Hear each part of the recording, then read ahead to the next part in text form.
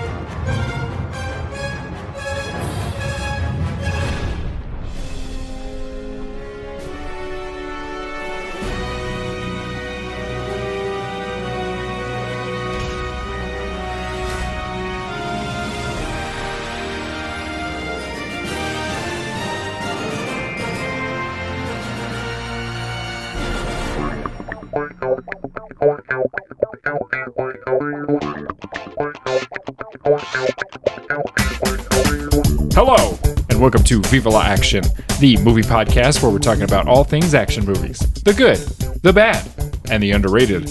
My name is Santi, and with me as always is my co-host, Grayson. Hello. Grayson Bobason. That's me. What's cracking? Oh, nothing. Just chilling. Killing, Grilling. grilling, shrimps on the Barbie? Yep. You? Who put shrimps on Barbie? Get those crustaceans off of her. So rude. This Barbie has too many shrimps. Yeah.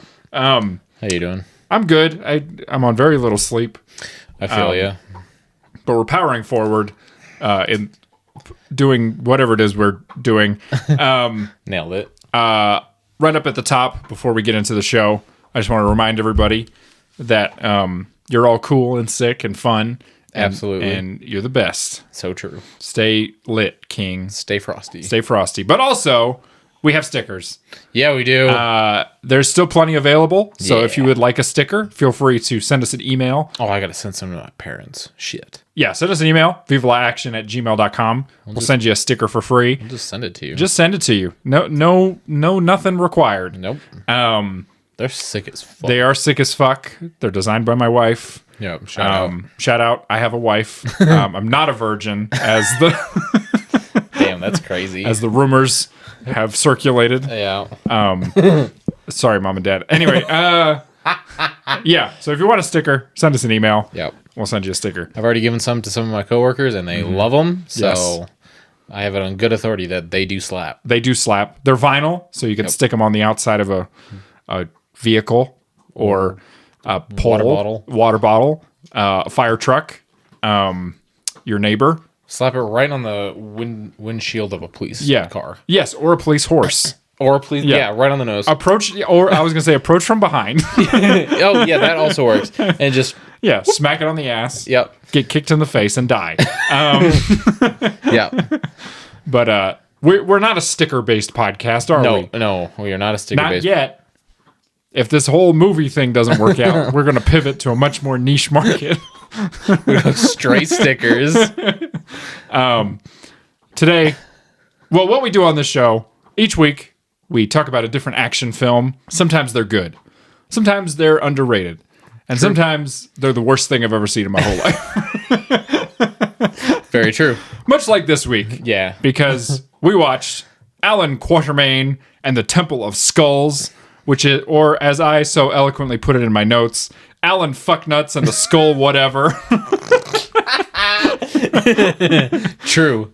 True. Which is a 2007 mockbuster produced by the Asylum, which we'll talk about the Asylum and their... they need to be put in an asylum. Oh, yeah. And we'll talk about their output and what they contribute to society. Contribute. And this movie was also directed, and I'm putting directed in scare quotes. Yeah. Because I don't think anyone directed this, by a man named Mark Atkins. You probably couldn't tell, but the film is a loose adaptation of H. Rider Haggard's novel King Solomon's Mines from 1885. Never heard of that before in my life. I hadn't either until looking into this. Although we'll talk about it, but the film's title and plot elements are pretty drastically changed from the novel in order to capitalize on Indiana Jones and Kingdom of the Crystal Skull, which again is already a terrible movie. Already a bad movie, and they just made it worse somehow. Somehow. Temple of Skulls stars Sean Cameron Michael as Allan Quatermain, with support from Christopher Adamson, Natalie Stone, Sana Lathane, Daniel Bonjour, and Whitley Jordan. Grayson, you sent me a message last night. I did send you a message last night in all caps. I went, ain't no fucking way one of the actors in this movie's God-given last name is Bonjour. It is. His name is Bonjour. And I wish everybody in this movie had gone Bonjour. It sucks. Yeah. The film has an 11% audience score on Rotten Tomatoes. That's generous. With no critical score. Now, how often, oftentimes, it'll be like, oh, critical score might be bad, but maybe the audience is a little better. How often do we get a movie that is so bad, not only does the audience hate it, no critics even bothered watching it. The critics probably saw the trailer and went, I'm not going to bother. No. I have better things to do with my life. Yeah, and I feel the Asylum has squandered any good faith they might have had a long time ago. Yeah. The film does not pass the Bechdel test because why would it? No. And the plot synopsis from IMDb, a bunch of bullshit and then nothing happens. No. No, that's pretty spot on, actually. Allan Quatermain has been recruited to lead an expedition in search of a fabled treasure deep within Africa. He must avoid hidden dangers. That's classic. Send a white man into Africa to steal some treasure. But also, and we'll talk about it, there's one danger. At one point, he gets chased by some bees, and that's about it. That's it, yeah. It's there's no threat here. No, there is. And let's not dance around this. This movie's fucking terrible. It's so bad. And I think we both think it's terrible. Yeah, it's real bad. It's really bad. I didn't like it. I didn't either. And what I hate the most about it is that it's not even bad in an interesting way. No. It's just really boring. It's just so bad. The main actor, he looks like shit. He does. He looks like he looks like an alcoholic. Mm-hmm. And in the worst way. Oh, yes. And it looks like he just witnessed his dog being beaten. Oh, yeah. No. And he's got the worst haircut. Oh, it's terrible. It's greasy. It's greasy. It looks like he brushed his hair down and then cut straight across. That's all he did. Yeah. Yep. He looks so sad. Yes. All the time. He has no charisma. No, I was gonna say. So because we're not gonna do spoilers because there's nothing to spoil. Nothing happens. Literally nothing happens. The whole plot of the movie, I can sum it up for you right now. A bunch of fucking guys go find some other fucking guy who's got half a map. Yep. And somehow that leads him to this mysterious African tribe. Yep. Who he then accidentally stumbles into a cave where he finds what looks like nothing, but it's apparently a treasure. Yeah, there's nothing in there. Yeah, a woman gets shot and then promptly resurrected, and the movie ends, and that's it. That's literally it. That's literally the whole movie. But one of the hallmarks of this movie is that it's supposed to be kind of a ripoff of an Indiana Jones film, right? Yeah. But the hallmark of Indiana Jones is that he's a lovable scoundrel. He's a slut. He's a slut. Indiana Jones is a slut, goddammit. Yeah. Right? And he, his shirt is open, he's a little bit sweaty, but in the hot way. Right. And you see his tits and they're great. Right. In this, I feel uncomfortable. Not just that, but it's the whole thing with Indiana Jones is, right, he might be grumpy or whatever, but he's fun and he's charismatic. Yeah. And he's cool. Yeah. This guy sucks. He just sucks. I want to be Indiana Jones. I don't want to be Quatermain. He's sad. Don't want to be him. He has no wife. He has a son who lives very far away. Yeah. he lives in this weird world where it's both 1910 and 2007. Yeah. Yeah. Everything's terrible. He has no charisma. Nope. He doesn't want to be there. Nope. Yeah. And his, not just his dialogue, but like everybody's just like what they say is so boring. Nobody delivers anything with any conviction except for the villain. The villain is putting in maybe the most like cartoonish performance I've ever seen in my whole life. The man looks like he was drawn by Walt Disney. He's crazy. I think his teeth are fake. I could be wrong, but they look like dentures. Yeah. They're just these big beaver teeth that he's like flashing the whole movie. He definitely is on some sort of register somewhere. Oh yeah. Creeps me out. He's pretty creepy. And I actually read, so pretty much every actor who's been in this movie, they've either been just in a bunch of nothing stuff, like, you know, classic cameo roles and TV shows and stuff, or they're basically, this was like the only thing they did, and then they just kind of were like, that sucked, so they just retired. But he's been in a bunch of stuff, and I read that he was in Pirates of the Caribbean. And so I was like, let me look up, who he was in Pirates of the Caribbean. He's just one of the like fish guys who's on Davy Jones's ship. And so when you look up a picture of his character, you're like, you can't tell that's him. Yeah, that's it's just some guy. Yeah. He just looks like a whale or something. I don't know. Whatever they're supposed to be. Yeah. Yeah, so he's the only one who appears to have had any sort of career. Yeah. God. Yeah, this movie is... It is awful. It is really bad. It is bad, and it is boring. Yeah. Go ahead.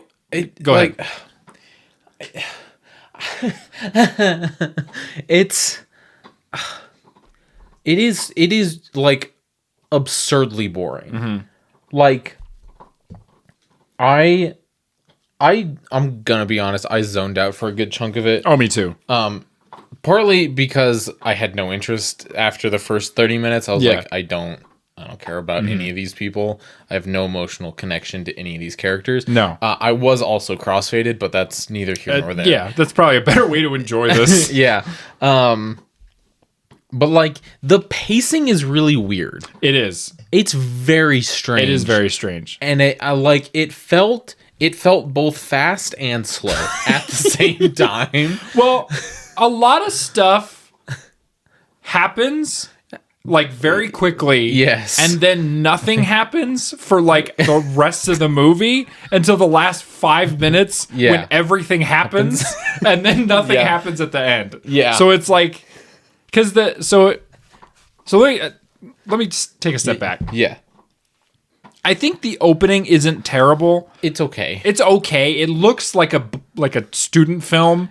But like it sets an interesting atmosphere, I guess. Like there's these two guys, you don't really know who they are, but they're like explorers and they're like digging in the dirt for whatever undisclosed reasons.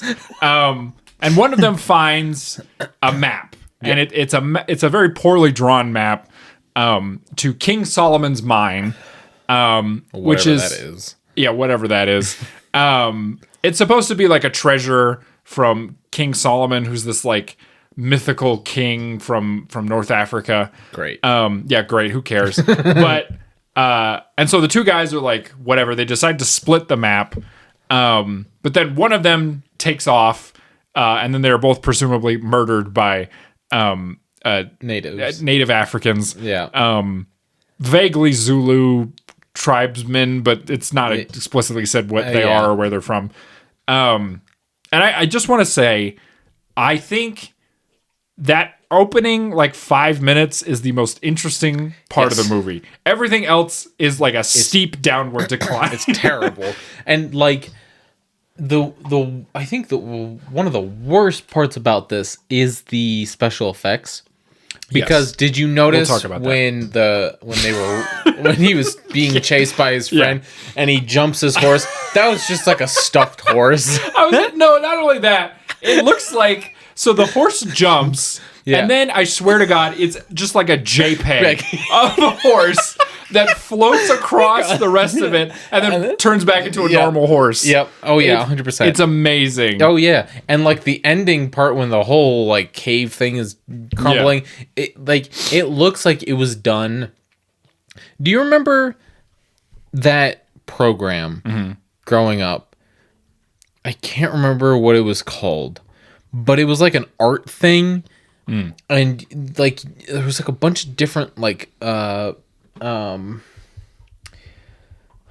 god, there was like different like brushes you could use, and you could kind of like paint some, and there was like stickers that you could use, and it would make all these like weird noise. It reminded me of that. I don't know why. I think it was the way that like the rocks were crumbling, because it was like the shittiest CGI I've ever seen in my life. Yeah. So let's talk about, so I mentioned at the start, this movie is produced by a production company called The Asylum. So The Asylum, just to give you a little history, they're a low budget movie studio. They're based in Burbank, California. No shit. And The Asylum is known for being kind of this like all-in-one like movie factory, right? So they have like staff who are producers. They have on-site editing suites. So like all of the VFX, all the editing, all the writing, all that stuff is done under one roof. It's just this like warehouse, right? Right. And it is literally like a production line. Like they do... God. What I read is like an average of about 20 movies a year, right?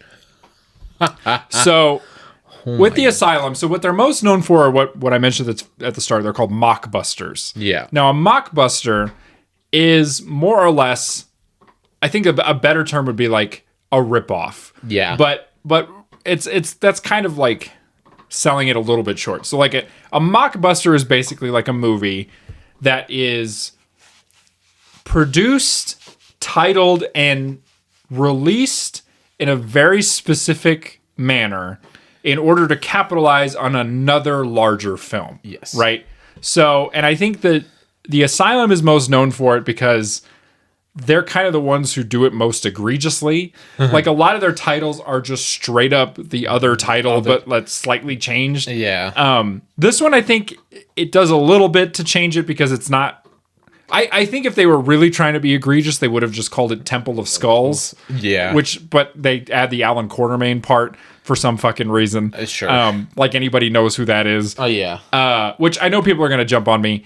I know Allan Quatermain is like a famous like English character. He's in League of Extraordinary Gentlemen and all that crap. I know who he is. It doesn't matter. Most people don't know who he is. I don't know who he is. Grayson doesn't know who he is. And Grayson knows everybody. Sure. But they're known for it because they produce movies like Transmorphers. Oh. Have you ever seen Transmorphers? No, but I don't want to. Or Titanic 2. What the fuck is that about? Titanic 2? Yeah. It's about the second Titanic. Is there an actual second? No. Oh, they just made it up. But yeah, it's just about Titanic 2. And it's called Titanic 2. That's terrible. They made I was just reading. Oh, they made Snakes on a Train. They made there was another one. Yeah, they're known for it. Like that's what and a lot of people think that is like all they do, but they're actually like a little bit more of a diverse production studio because they make like 20 movies a year. Usually only like 3 to 4 of those are mockbusters. Yeah. So they also make like raunchy teen sex comedies. Oh. And they make, probably most famously what they make is those like sci-fi like monster movies. So they make like Mega Shark versus Ultra Gator or Sharknado and like all those. So yeah, okay. Yeah. That's kind of like their wheelhouse. But the thing about them is they are, in a way, I kind of admire them because their model is incredibly profitable. Yeah. Like, so what they do is basically, not to get into the weeds too much on this, but this is the only reason I wanted to talk about this movie because I think this is interesting. Their movies are made for, like, in Hollywood standards, dirt cheap. Like, yeah. This movie's budget was purported to be about $50,000. Holy right? fuck. Now, keep in mind, a movie like Kingdom of the Crystal Skull was probably made for like 80 to 100 million. Yeah. Right? Oh, yeah. This was made for 50,000. That was probably Kingdom of the Crystal Skull's like catering budget. Yo, yeah. Right? But they make it for 50,000. They then turn around and sell it either to TV, to a foreign market, or just on DVD sales. All they have to do is pull in more than $50,000. Okay, yeah, there you go. $185 million for Kingdom of the Crystal Skull compared to $50,000 for this movie, right? Yeah. And don't get me wrong, this movie looks like complete and utter shit. It's and terrible. it is. Oh, it's terrible, yeah. But all they have to do is trick enough grandmas into buying the DVD and they make a profit, right? This feels like a scam. In a way it is, but in a way it isn't, because I think maybe back in the day it was more of a scam. Like, if you're at the video store, right? Yeah. And you don't have the internet, you don't know when things come out. And you're like, oh, I didn't know that was out yet. Yeah. You go pick it up, you take it home, and all of a sudden it's shit. You know, and you're like, fuck, I paid money for this, right?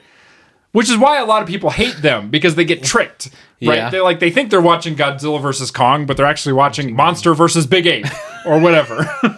That's a real one. I just looked that up. Wait, really? Yeah. There's a movie, and I kind of want to watch it because I saw the trailer and actually it doesn't look terrible. I mean, it looks terrible, but not like as bad as this. Yeah. It's called Monster versus Big Ape. There's a sequel, Big Ape versus Mecha Ape, and then there's a third one, Mecha Ape X Big Ape, or Giant Ape. I think it's Giant Ape. And by the way, in the movie, his name is Abraham. Oh, God. No, we gotta shut these guys down. Yeah, That's not okay. They need to be stopped. But this feels like a crime. It does feel like a crime. And they have been sued. They've been sued a bunch of times by like movie studios who are like, you can't do this. Like, but technically, the courts have ruled that like a film idea, right? Yeah. Like, if I have the idea, it's a man on an adventure in Africa, I can't trademark that idea, right? You just can't. That's not how things work. So as long as the movie is different enough, they can get away with it. Yeah, that's honestly so fucked up. It is, but I kind of admire it because it's like, in a way, like I am, full disclosure, I am not a fan of capitalism. Nope. But if you are a fan of capitalism, this is capitalism working. Yes. Because these guys have found a way to make the movies they want to make for dirt cheap, and they turn a profit. Now, Asylum, I read this whole article. They claim they have never lost money on a movie. And in a way, I kind of believe it. I also weirdly believe that. Because if you watch this movie, there's no money in it. No. So yeah, how do you lose money if you didn't spend money? Exactly. The fuck? These guys got it figured out. What the hell? And this movie, by the way, was filmed over like a week. Are you serious? Yes. So I read a crazy stat, right?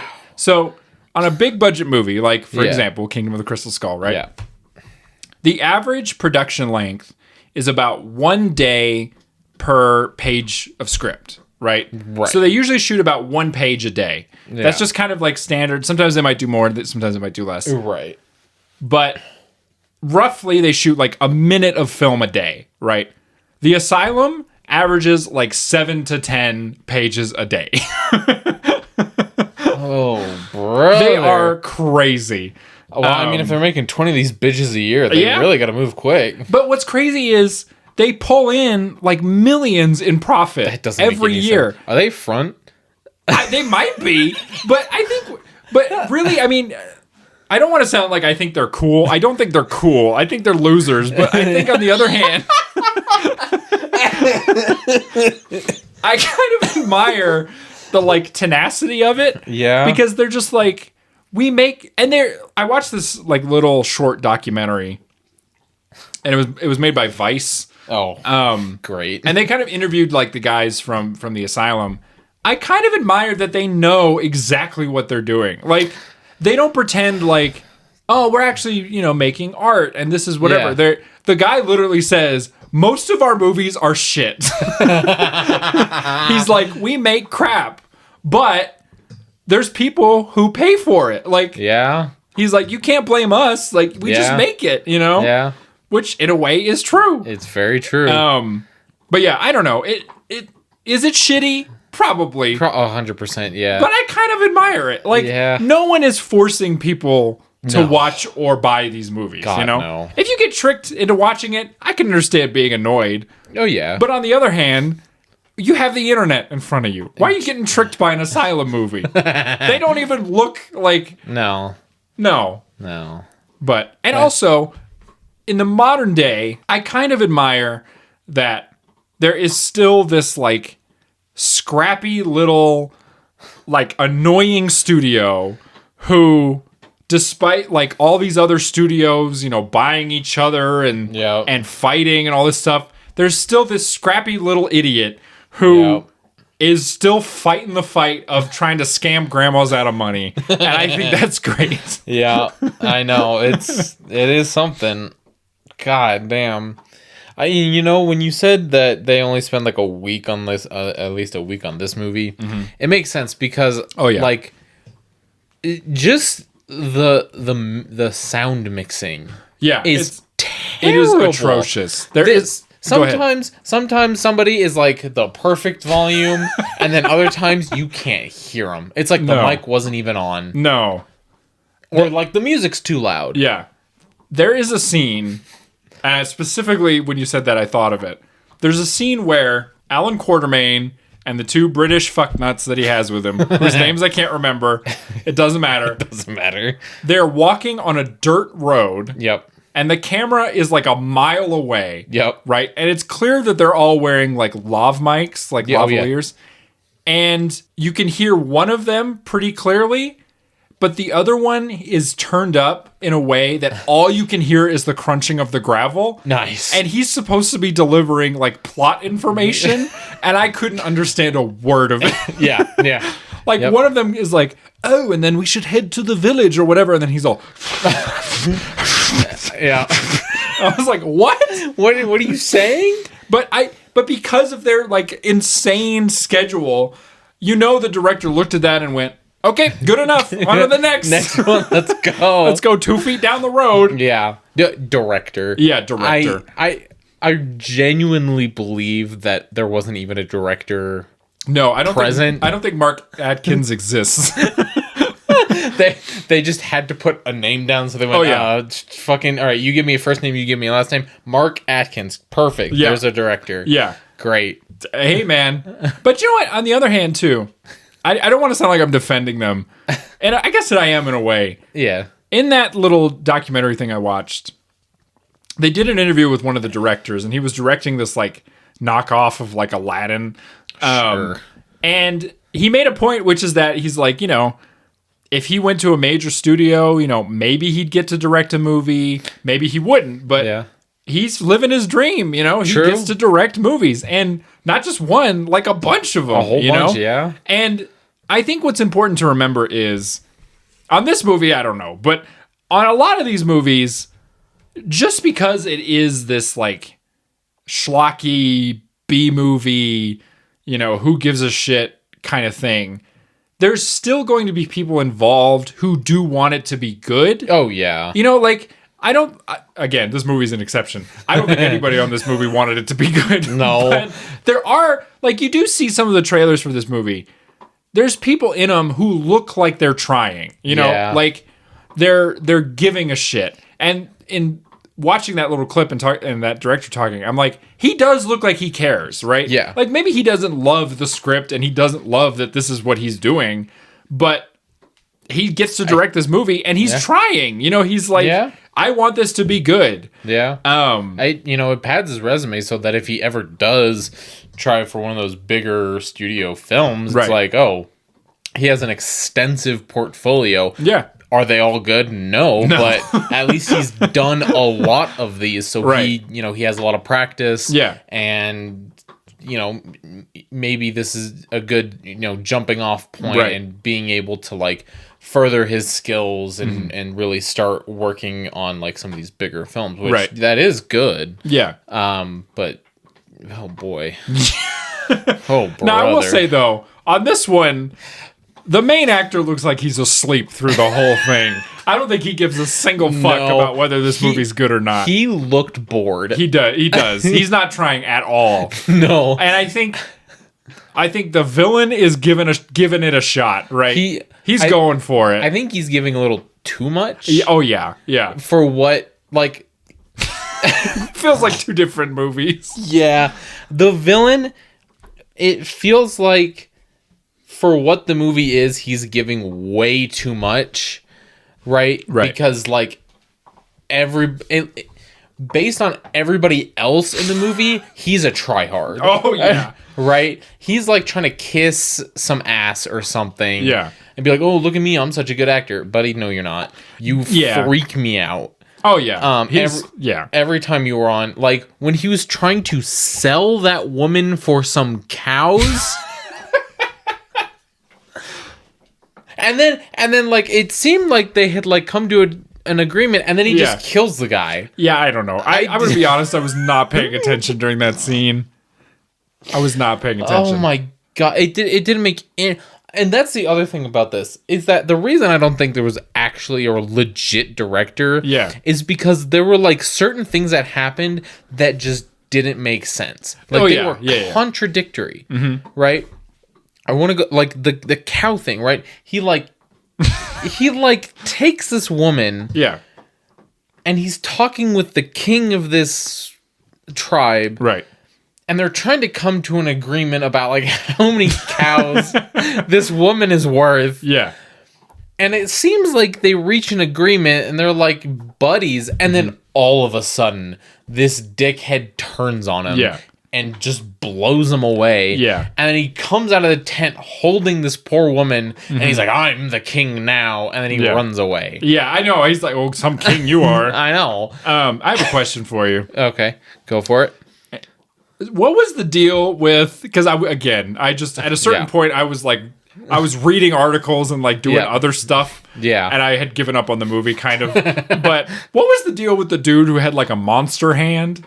Did you notice that part? Yes. Like they're talking to like a witch doctor, and I was kind of half paying attention. And then I look up and all of a sudden a man is like Spawn and he's like grabbing that guy. So apparently what happened is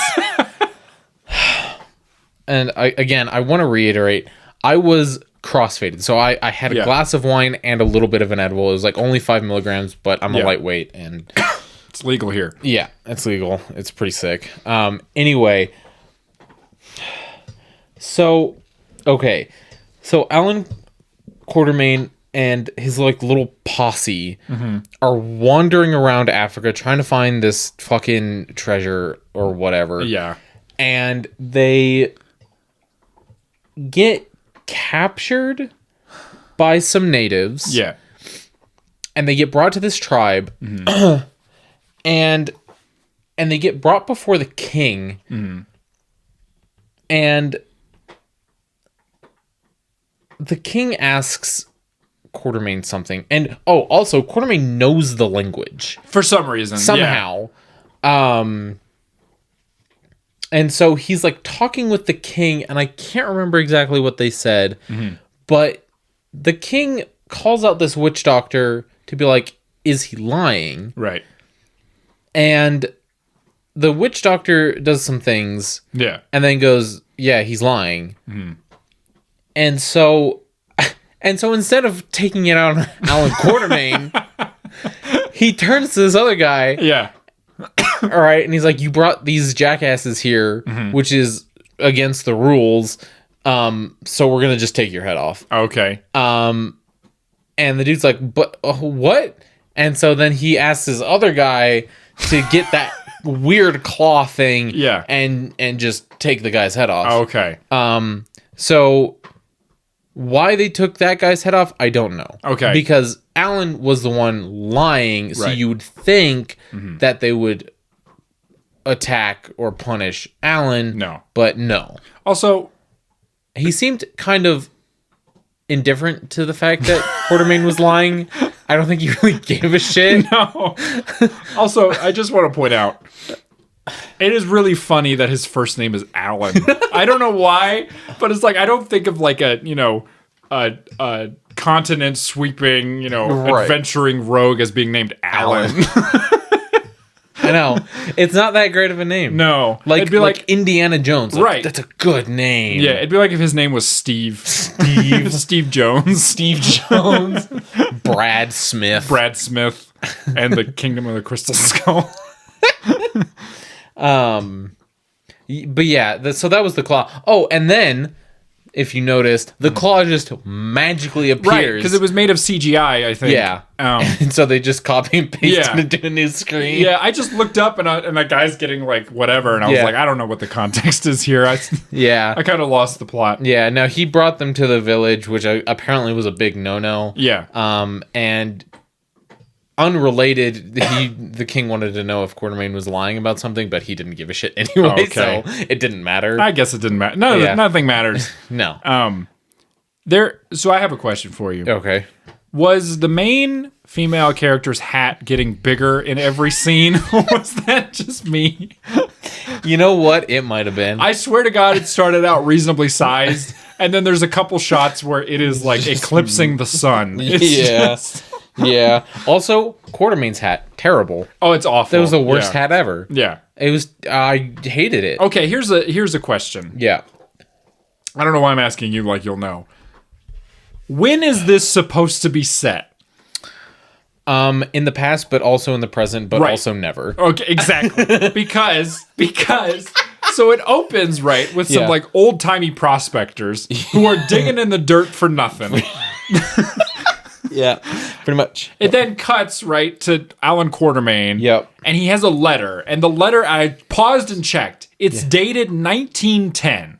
Okay? So this is supposed to be set, I believe, in 1910. But then later, he goes to this village where some guys are just wearing jeans and a t-shirt. Like, just regular ass clothes. Sure. A man has, like, a freaking, what do you call it? A bucket hat. He just has a regular bucket hat.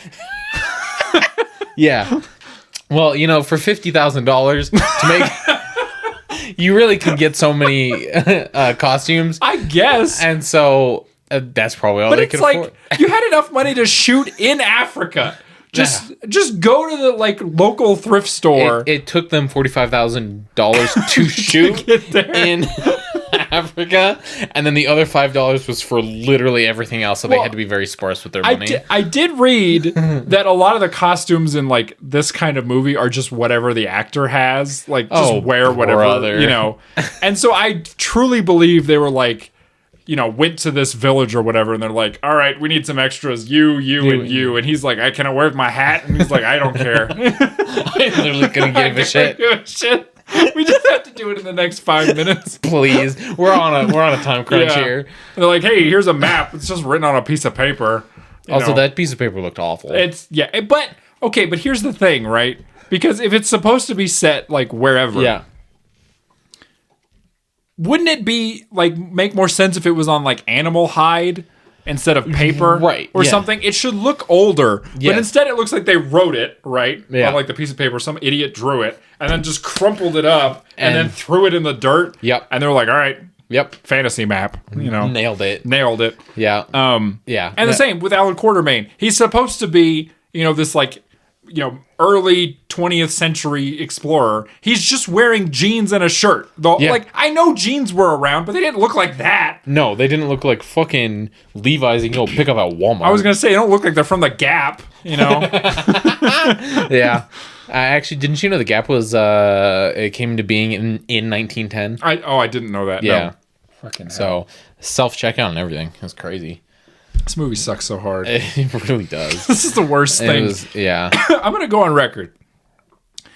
I hated this more than I've hated anything else we've watched. No, that's fair. Because here's the difference for me.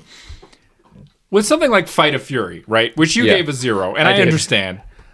I like that more, and I would watch that before I would ever watch this again. Same. Because Shoney B is trying so hard, right? He's trying. He wants you to think he's cool. Yep. He wants you to think this is the best movie ever. Yep. No one in this movie gives a single fuck, and it's so dull as a result. Like, even the shots where it's like this sweeping shot of Africa, it's the shot of the most boring thing ever. They're like, what if we did a sweeping shot of some dirt, you know? What if we had one static shot of a zebra, you know, and the zebra's not even doing anything? Nope, it's like shitting. At least Shoney B is a weird eccentric, and there's so many like weird, like stilted things in that movie. Yeah, you know, like the ADR dialogue. Oh god, and like the awful, like, you know, love story plot. Yeah, this movie is just like nothing. Yeah, well, and the thing is that like Quatermain was trying so hard to be Indiana Jones, but he just came off as like a dick. Yeah, he's just mean. Yeah, he like with Indy, like he's kind of mean, but like in a hot way. Right. You're like, oh, okay, I get it. But this guy, it's like, I want to punch you in the face. Yeah. I want to just punch you square in the nose. Yeah. Please. I agree. Shut up.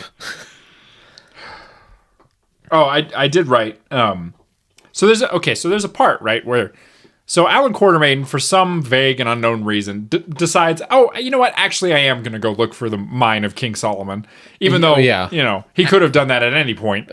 But he's just like, I'll do it now, I guess. Got nothing going on. Because these two pestered me enough that now I have to do it. We crashed this tiny train, so now I have to, you know, whatever. That was the smallest train ever. Yeah, I love how he's like, she's like, is anybody sitting here? I'm like, there's two of you on this train that looks like it fits two people. Of course nobody else is sitting there. Anyway. Oh, God. So they go on this like little whatever, and at a certain point, they're in the jungle or some shit, and she like trips and hurts her foot. Oh, and it looks fine. Well, not only does it look fine, there's a very gratuitous shot of her foot, which makes me think that the director's into feet, which is fine. At least we know something about him. Yeah. But then there's this moment where they're like, hey, I brought my like African friend with me, and she's like, you know, African, so she knows the whatever. And she's like, eat these herbs. It's just a random fucking pile of leaves and dirt. Yeah. Like, it doesn't look like anything. No, it looks terrible. It looks like she literally went to like a pile of leaves and was like, eat this shit. I was like, don't eat that. Yeah, she was understandably like, I'm not eating that. Yeah, no. Why would you? Right, it's like... Oh, so bad. Yeah. Also, this is just a dumb thing. There's a moment where they're all talking, right? And the guy who's played by Bonjour, whose character's name doesn't matter. Yeah. He's talking to Allan Quatermain, and he's like, do you like this author or this author or this author? And he's like, I'm just a fan of the classics. It's 1910. They're not classics yet. Nope. To them, that would just be regular literature. Yep. It's like, yeah, it literally came out last year. Yeah. I don't know what you're talking about. Classic. I know. It'd be like if I was like, have you read Jack Reacher? It's a real classic. It's a classic. Bitch. Fucking hell. Shut up. This is the worst thing ever. Yeah. Oh, they get chased by a stock footage rhino at one point. Oh, yeah. That was pretty funny. That was, yeah. Yeah, it was a riot. And by funny, I mean it had no bearing on the plot whatsoever. Oh, also, he has a mysterious limp at the beginning that just goes away. Yeah, we never see it again. Gets better. Yeah, he's barely limping at the beginning, and then 2 seconds later it's gone, and we never hear from it again. Yep. Like, that's how we know it's Allan Quatermain, because he limps, and it cuts to him going like barely shuffling along. And then moments later, he's fine. He's literally just fine. He gets into a gunfight with fucking the chitter-chattery teeth man. Also, the guns in this sounded just like cap guns. They do, yeah. They sounded terrible. I think they are cap guns, and they just didn't bother to edit in any sound. Fair. They were like, whatever. Bored. Good enough. Yeah. Well, to be fair, I think the visual effects and editors on these movies are often working on multiple movies at a time. Yeah. So they're probably just like, I don't know, good enough. Whatever. You know, we can hear it. Great. Fantastic. Send it. Change the lighting on the big shark. You know. Spread, zoom in on her boobs a little bit more. Thank you. Yeah. There's another scene. Yeah. I'm not going to go scene by scene. I just want to point out some things that I wrote down. So there's a scene where they all go to Allan Quatermain's house for some reason. He's like, we'll be safe here. This is my house. Nobody knows where I live. Nope. And the lady goes to take a bath. Yeah. And she's like in the bath. And then they get attacked by some guy. And he's like, what are you doing fucking taking a bath right now? And she's like, I didn't know we were going to get attacked, right? Yeah. And understandable. which is, understandable. And she's like, throw me a towel so I can cover up, right? Then there's a shot from above of her like in the bath. And the bubbles are supposed to be covering her. Yeah. But they're not. And she's very clearly wearing like a bathing suit. And it's like, it's not really, it doesn't affect the rest of the movie. It's just, it's like an example of being like, you're not going to do another take on that one. You're just going to okay. All right. Cool. No, you don't want to do it again? More bubbles this time? Nope. All right. No. Cool. They're like, we can see the bathing suit on that one, Mark. And he's like, what's that? What? What are we doing? I'm already shooting the next scene. You're still on that one? You're still move over here. Yeah, I know. Turn the camera around. He's like, I'm already on Sharknado 4. I wasn't. Yeah. What even is that movie again? I don't care. Just look, do whatever you think. Allan Quatermain and the fucking skull, whatever. Who cares? Well, and that's the other thing is that like we get to the tribe and like they show boobies. They do, yeah. They do show boobies. And so it's like, why are you so now concerned with? But see, this the thing is, scene? I was paying so little attention, I didn't even notice the boobies. I was not looking at all. Yeah, no, that's right. Well, here's the thing: they got to the tribe, and I also wasn't paying attention. I like glanced every once in a while. It was just kind of like I was hearing the audio, and I was like. Whatever. Yeah. And I heard they like got to the thing and I like glanced up and I was like, oh, boobs. Yeah. Huh? Oh, okay, wait a minute. I was like, whatever. Whatever. It doesn't matter. It really speaks to the quality of the movie that there's boobs in front of you and you're just like, I don't care. It's just at this point, who gives a shit? Yeah. But I just want this to be over. Like I saw the boobs and I was like, because I remember the bath scene. I was like, so then was it just like actors? Well, go ahead. I was like, was the actress like, which is fine. Like, is she not comfortable with like full frontal or whatever? Yeah. Which fine, whatever. But like, there's like 6 or 7 women just tits out. And I think they're supposed to be like, well, they're African tribes women. Of course they would, Yeah. But to be fair, the depiction of like the African tribes people is so stereotypical. They might as well be wearing like coconut shell bras. Like. Yeah, it's pretty awful. And the more I like watch that scene, I was like, this doesn't feel okay. No, it feels racist a little bit. Yeah, and so I was like, ugh. And to be, and credit where it's due. I was reading about the book that it's based on, and supposedly the author was actually kind of ahead of his time. Oh, really? In how he like depicted like the African tribes people. Like he went out of his way to give them a lot of dignity and humanity. Yeah. He even like depicted like an interracial relationship, which again, this was written in like the 1880s. So it's like way ahead of its time. And was kind of like an anti-colonialist. Like, this is a British dude saying all this stuff. So right. I think it's kind of like interesting that the Asylum would, which again, I'm not expecting that any of them even read the fucking book. No. They probably like looked up, like the fucking plot Spark summary. Notes. Yeah, Spark Notes. Like, look at me. Okay, fucking boobs. Great. It's set in Africa. Okay, right. Cool. I think I know where that is. What year is the set? 2007. 2000. Okay. All right. Okay. It's gonna be a modern film, but it's set in the past, but it's also set in the present, but it's also set never. Yeah, which is really, if you think about it, very. It's a feat in and of itself. It is saying something about our perception of time. Yeah. Whatever. Doesn't matter. Doesn't matter. This sucks. Yeah. I hate this movie. But yeah, that whole it just there's a way to do that, and I think they did it poorly. They did. Because it could have been really cool. Yeah. But it felt white savior. Yeah, I mean, I don't think they're at all concerned with like the politics of it. I think they were just like, I don't know, whatever. Yeah. So I will say too, because I don't want to be Mr. I hate everything. Yeah. There is one good shot in this movie. Like genuinely a good shot. Well, there's two. There's two good shots. And one of them is right at the beginning. There's like the, bit, whatever, they discover the map, and then he floats over that whatever on his magic horse.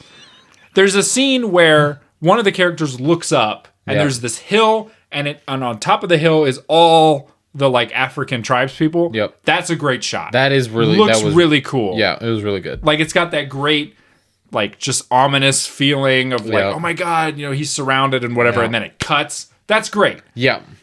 When I first saw that, I was like, maybe this movie will be okay. Yeah. 2 scenes later, I was like, this will not be okay. This has never been okay ever. No, this is awful. Yeah, it's not. Don't watch this. No. It's even though it's free on YouTube, don't watch it. Yeah, you have better things to do with your life. You can do anything better. You could even watch a better Asylum movie, which would be hard to find. Like, actually, it wouldn't be hard to find. I think this is one of the worst ones. It's like, I wish I had picked a better one to talk about. Yeah, no, that's fair. It just, it was.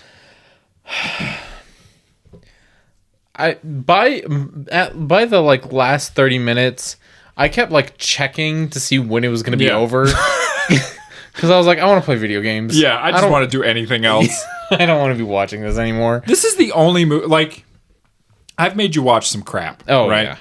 This is the only one that I've recommended to you, and I literally texted you after I watched it, and I said, I'm sorry. Right. Yep. Because I felt bad. Yeah. It's just... That's okay. I subjected you to this terrible thing. It's fine. We got through it together. We did. Barely. And, I mean, we'll watch something better next time. That's we are true. going to watch something better next time. Yeah, don't bother. No, it's This is an hour and a half. And it feels like it took 900 hours to watch. They honestly could have made this like a 40 to 45 minute movie. Oh, yeah. Yeah. There's so much crap that they could have cut out and condensed. Yeah. And like if they actually had paced it properly, it would have been less than an hour. Oh, yeah. Genuinely. Yeah. This could have been like a college film that you submit to a fucking festival.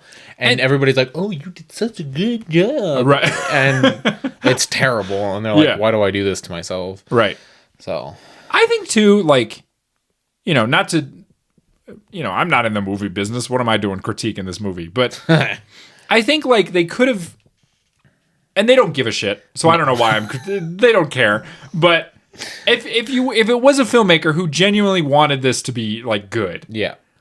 It's like, there are certain things where it's like, if you can't do the period, just don't set it in 1910. Right. Just set it in the modern day. Right. You can do that. It's fine. Like, it's his descendant or whatever. Yeah, exactly. Who cares? Like, if you don't have the resources to set it in the past properly, just set it in the present. Right. Because for a fact at least you'll have the costumes. Right.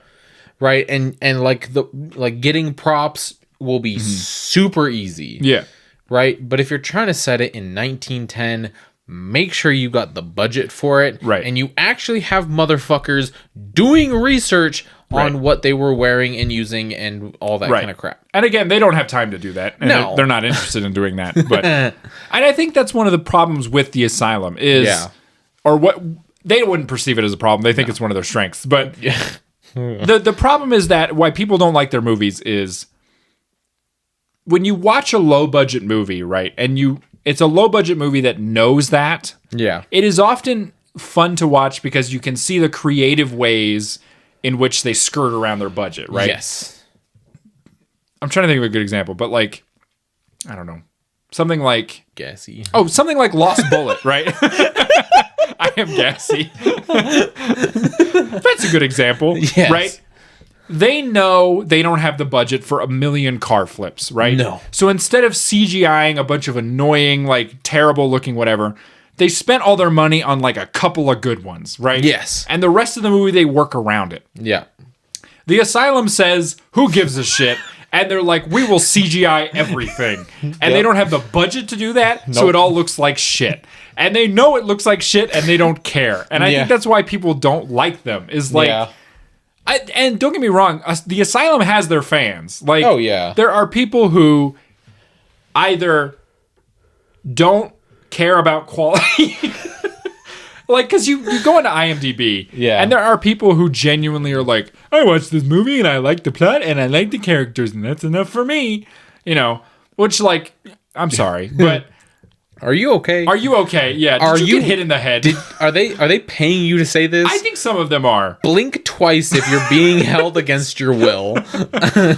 But there are people who just enjoy, like, oh, I just want bad CGI, and I want bad whatever. Yeah. But to me, that isn't as fun as... a movie that is genuinely bad because somebody like can't see past their own shortcomings. Yeah. Like the Asylum is aware of their shortcomings but doesn't care. Yeah. I think that's different than a Shoney B. Yeah. Who has no clue that he is not an action star. He thinks he is. Oh, yeah. And he thinks he's the coolest guy ever. Yep. And it's fun to watch because you're like, look at him go. Oh, yeah.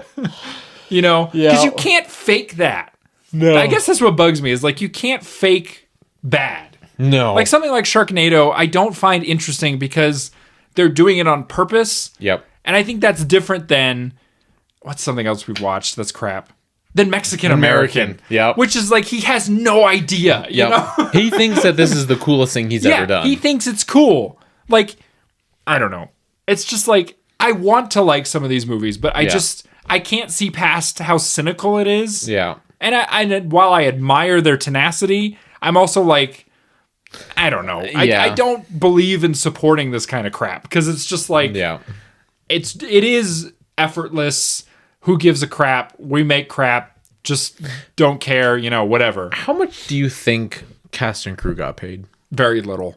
Very little. Like, if you had to guess, like I would say the main actor, how much do you think he got paid total for this movie? I genuinely think because the main actor has a little bit of credit to his name. He's big-ish, not big, but he's probably like a C-list actor in South Africa. Okay. I would say he got the majority of the budget. Like, he probably got $10,000 out of this. Wow, something like that. So I think everybody else had to share the rest of it, which I don't think was much. I was gonna say. Aside from the main actor, I bet you everybody got a crisp $100 bill. Yeah, if that. Yeah, if that.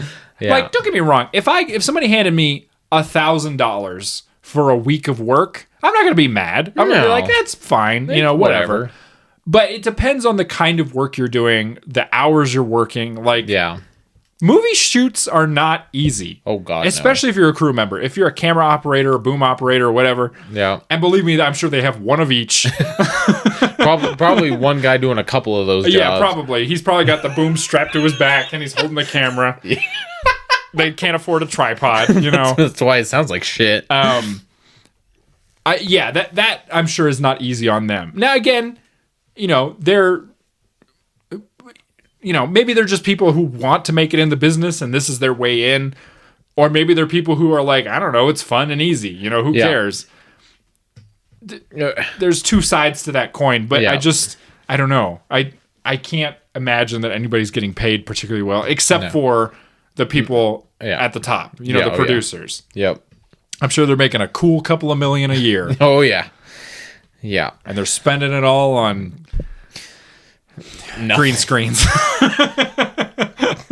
Yeah, nothing. Yeah, they're somehow spending $1 million on literally nothing. Yeah, they're just, you know, making Piranha Double D 420.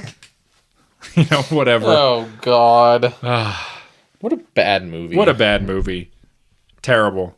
Seriously, don't watch it. I know some people are like, oh, it might be funny to watch. It's not. No, it's really not. It's really not. I had to check out probably about like 2/3 of the way through. The majority of the information I wrote down while watching the movie. Like, I was so disengaged, I couldn't, like... Yeah. it was painful. It gave me a headache at one point. Yeah. I after the first probably 30, 35 minutes, I immediately got bored. Yeah, So it's more boring than Ballistic. oh yeah. Yeah. Oh, absolutely. At least Ballistic has Lucy Liu. Exactly. This has fucking Mark, whatever the fuck his name was, sweaty South African bowl cut man, and wooden teeth McGee. His teeth look terrible. He looked ill. Yeah, he's British, so well, there you go. sorry, British people, the British. Yeah, this That is your dumb fault, bitch. by the way. This movie. Yeah. One of your dumb people hadn't written this stupid book that these dumb idiots have out in the public domain. This is honestly all your fault. This is your fault, the British. The British. Anyway, what a terrible god-awful it's bad. movie. I don't really have much else to say about it, except to discourage everybody from watching it. Yeah. Don't worry. Next week we're gonna actually talk about like a good movie. So we will. It's fine. Yeah, God. I literally wrote a note. This movie gives me a headache. Yeah. There's a scene where a guy's just wearing a windbreaker, just a nylon windbreaker. It says North Face. Like I cannot overstate how cheap this movie is. Yeah. And it looks cheap. It feels cheap. You feel dirty watching it Yeah. and bored. Yeah. And just It's like if you went to the worst part of the city you live in. Yeah.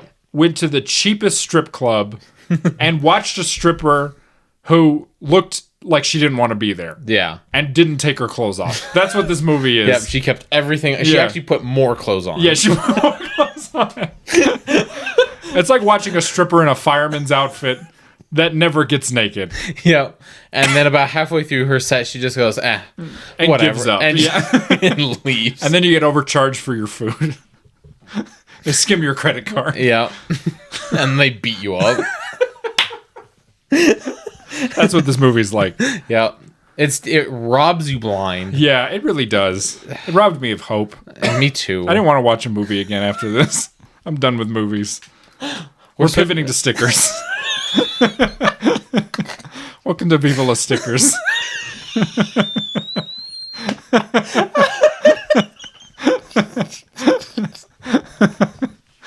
Viva La Stickers. Viva La Stickers. Today's debate: vinyl versus paper. Yeah. Circle versus square. Oh my god. I don't know. Viva La Stickers. Fuck the Asylum. I'm sick of these bitches. We should sue them for emotional We damage. should. We should. Watch out, the Asylum. We're coming for your ass. You guys suck. They do suck. And I want to, a part of me is like, I want to return to this with like a movie that is actually so bad it's good. Yeah. But that would require me to watch more Asylum movies. And Yeah. I don't want to. No. I might check out Giant Ape versus Monster. And you know what's annoying too? What's annoying to me is they have actually produced a couple of like genuinely good things. Really? Yes, they made, you wouldn't have seen it, but there's a show on Sci-Fi Channel called Z Nation. It's like it's sort of a loose like ripoff of The Walking Dead. Okay. But it has its genuine fans who like genuinely think it's good. And it went for like 6 seasons. Wow. It had its own spin-off. And they put like actual money into it. Wow. And what bugs me about that is it's like, so you can't make good You're movies. You're choosing not to. What a dick move. I know. It drives me crazy. All because it is more profitable for them to make this crap than it is for them to make actual good things. Yeah. Again, you can't lose money on something you don't spend it on. Exactly. It's like if I spend $5 and make 10, I made $5. You know, like. Yep. Mm-hmm. They have to be a front for something. Well, a lot of movie, like genuinely, and I'm saying this to you and everybody else out there. A lot of movies you watch are a front, right? And I have talked to people in the industry who have told me as such.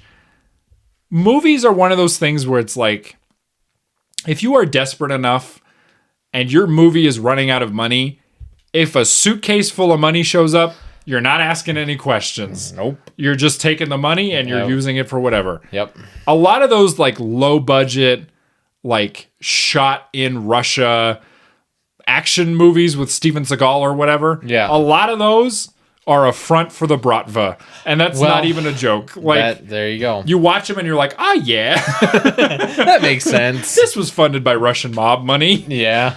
Because it's an easy way to like, launder your money. Yep. Anyway.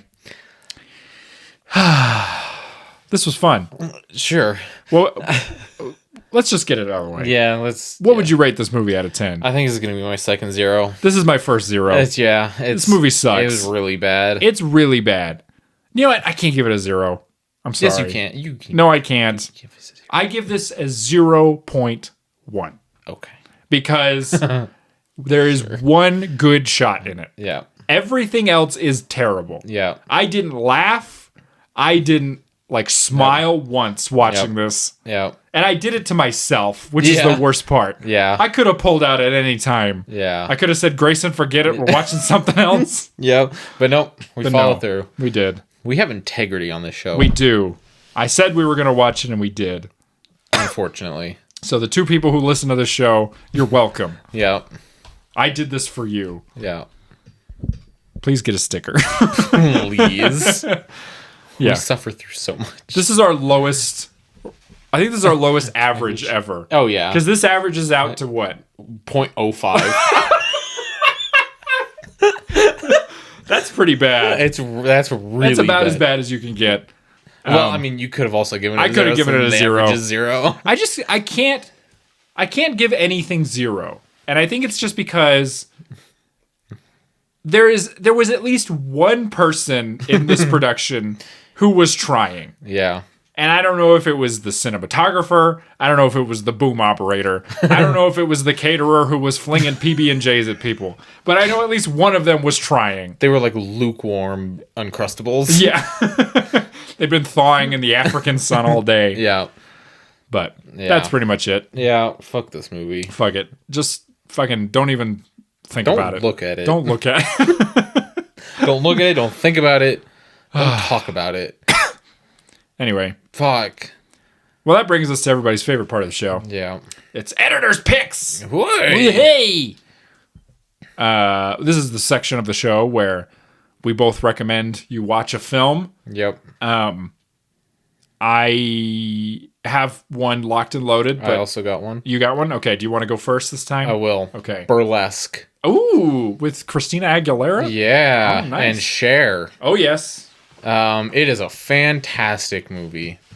Highly. I haven't seen it in a while, but me and my roommate are planning on watching it again. Hell yeah. Probably today. I like Burlesque. It's like surprisingly good. It is good. It's not as trashy as you think it's going to be. No. And Cher, I mean, Cher. It's Cher. She's a fucking powerhouse. She is. Beautiful voice. So. And she's still doing it. Yeah. Good for her. Yeah. Good for her. Burlesque. Check it out. Okay. It's fun. I'm going to recommend a film called The Villainess. Ooh. It is from, I want to say 2017. It's a Korean action film. Ooh. I can't remember the name of the director, but it's about it's kind of a confusing movie, but it's about a female assassin who gets like roped into this kind of secret agency conspiracy thing. It's kind of hard to describe, but it's got some great action. Hell yeah. The plot is kind of confusing, but I enjoyed it anyway. So go watch The Villainess. I think it's on Hayya, which is a streaming service that I think I'm the only person on the earth subscribed to. That's pretty funny. They have a couple of good things on there, which is why I check into it occasionally. But so go watch The Villainess and Burlesque. We missed Women's History Month, so we did. We just made up for it just then. There it is. I've actually I got to a few years ago, I actually got to run Spotlight for an actual burlesque show. Oh, hell yeah. It was pretty cool. Right on. Yeah, that was my first burlesque show ever. It was really, really cool. Cool. So if you have the opportunity to actually go see a burlesque show, highly, highly recommend it. Go do it. If you don't know what a burlesque show is, it's not stripping. No. But there is semi-nudity. Yes. But it's kind of a throwback to like vaudeville. Yeah. Like cabaret kind of stuff. Yeah. It's like sort of striptease mixed with theater and jazz and singing and kind of, it's kind of like drag. Yeah, I was gonna say it's in the same vein as drag. the drag and burlesque sort of run in the same circles. Yeah. And the two can sometimes kind of cross. Right. It's fascinating, and a lot of those like burlesque dancers are really, really talented. They are, yes. So if you have an opportunity to go see a burlesque show, please do. They're very cool. It's one of those things where it's like it has this certain perception, but it's not what you think it is necessarily. It's much more like artful than I guess people expect it to be. Yes. It's like I can't remember it's like they've taken this what used to be considered like a trashy art. Yeah. And have trashy entertainment thing and have turned it into an art form. Yeah. And have kind of reclaimed the campiness of it. Yes. It's campy as hell. Yeah, it is. But yeah, that's pretty much it. Yeah. Which brings us to the end of the show. Yep. Thank you so much for listening. Yeah. If you like this show, you can find us on Facebook. You can find us on Instagram. You can find us on TikTok. You can find our email, which is vivalaaction@gmail.com. Yep. We would greatly appreciate if you left us a 5-star review, whether that be on Spotify or on Apple Podcasts or whatever, Stitcher, wherever you listen. Yep. If there's no 5-star, give us a thumbs up. Yep, give us a thumbs up. If you're listening on YouTube, leave a comment. Yep. It helps get the video out there into the algorithm. Yep. Interaction is really key. It is, yeah. Share, even if you just hit the share button. Yeah. Sometimes that helps, boost the thing. Yeah. Liking it for sure helps. Mm-hmm. And it doesn't take that long. No. It's like a whole second. And right. That's it. And if you don't feel like doing any of that, just recommend us to a friend. Yeah. If you think they would like it. But if you don't want to do any of that, that's fine. That's fine. We don't care. Yeah. Do whatever you want. Yeah, do whatever you want. We're doing this for fun. Pretty much. So, but send us an email if you want a sticker. Yeah. We'll gladly send it out to you. No cost to you. Nope.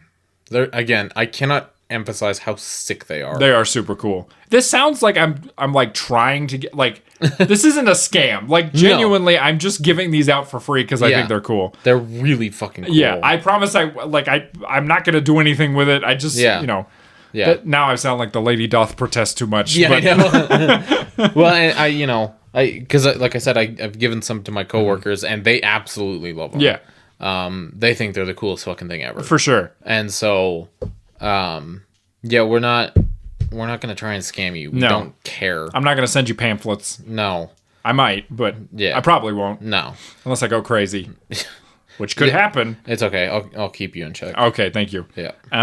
Anyway, if you want a pamphlet, send us an email, vivalaaction@gmail.com. Or we'll just go to the nearest whatever and just grab a random pamphlet and send it to you. I'll send you a pamphlet about organic farming. There it is. I tried to think of something that wasn't that political. Abortion. I don't know. I'll go. I'll try to find one on local New Mexico wildlife. There you go. That's a good one. And I'll send you one about how Hillary Clinton is a lizard person. There you go. I don't believe that. Anyway, maybe she is. I don't know. Who knows? Anyway, thanks for listening. Yep. If you want to find Grayson, you'll find them riding through the African desert on the back of a zebra. Yep. And you'll find me spinning from a helicopter blade, holding on for dear life. Yep. That's pretty much it. Hell yeah. Thank you so much for listening. Thanks. And we'll talk to you next time. Bye.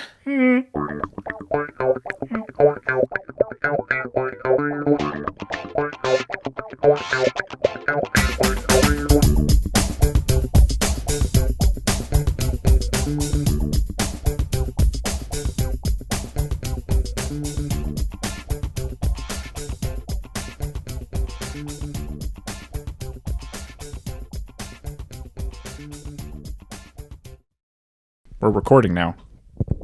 Hell yeah. Say something unhinged. Pussy.